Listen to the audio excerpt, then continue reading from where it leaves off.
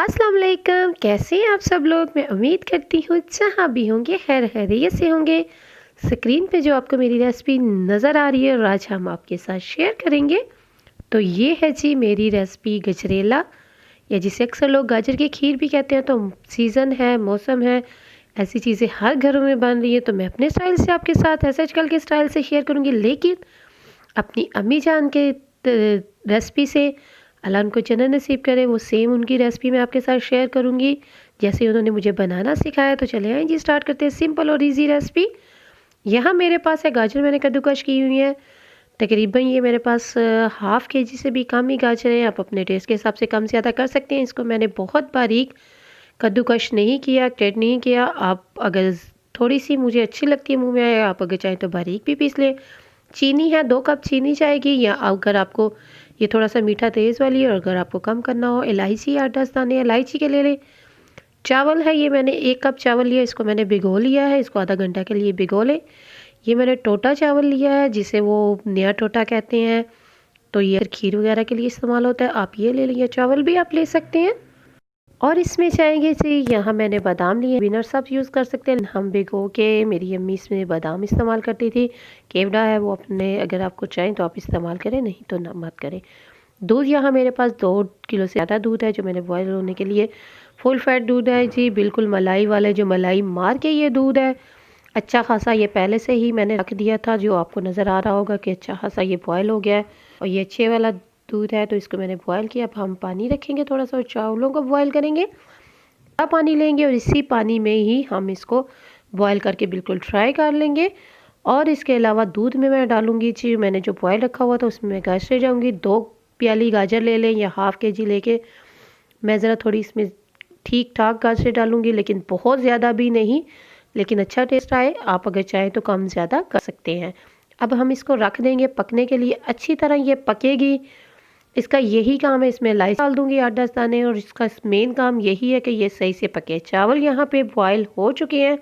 थोड़ा सा मैं इसमें नमक डालूंगी, बहुत अच्छा सा टेस्ट आता है। कोई खोया कुछ नहीं है जी, सिर्फ सिंपल तरीके से बहुत इसको अच्छी तरह से पका के खोए की तरह से। तो ये चावल मैंने थोड़े से ग्राइंड कर लिए हैं और इसको थोड़ा सा ग्राइंड करके आप इसमें चावल डाल दें। 1 कप मेरे पास चावल था जो मैंने बॉयल किया है।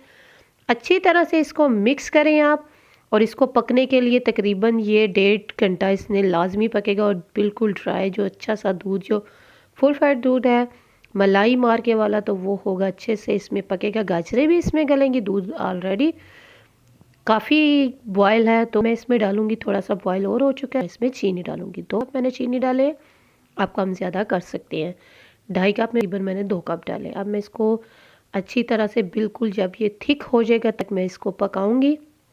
तो ये देखिए जी, ये तकरीबन मेरा ऑलरेडी पक चुका है, लेकिन तो अभी भी मैं इसको रखूँगी। बहुत ज़्यादा थिक मत करें पकाते हुए, क्योंकि जैसे ही थोड़ा सा आप चूल्हा फ्लेम इसको बंद करेंगे तो ये आपका, इसको स्लो फ्लेम पे रखें तो ये बहुत थिक हो जाता है। और बहुत ज़्यादा भी थिक नहीं अच्छा लगता, लेकिन ये थिक ही होगा।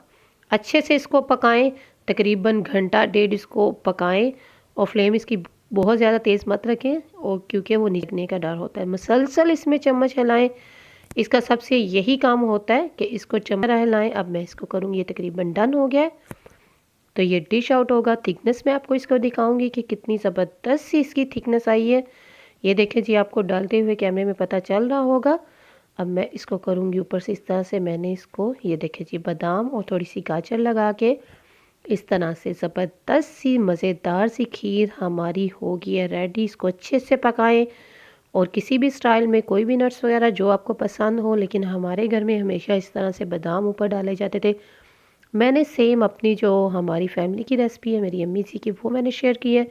इसको ज़रूर ट्राई करें, बहुत ज़बरदस्त सा ये आपका गजरेला बनेगा, गाजर की खीर बनेगी। और प्लीज़ मुझे, अगर आप फर्स्ट टाइम देखें, मेरा चैनल सब्सक्राइब करें, लाइक करें, कमेंट्स करके मुझे बताएं आपको मेरा चैनल कैसा लगा है। और बेल आइकन का बटन तो प्लीज़ आप ज़रूर प्रेस करें, कोई भी नई रेसिपी आपके तक पहुंचेगी।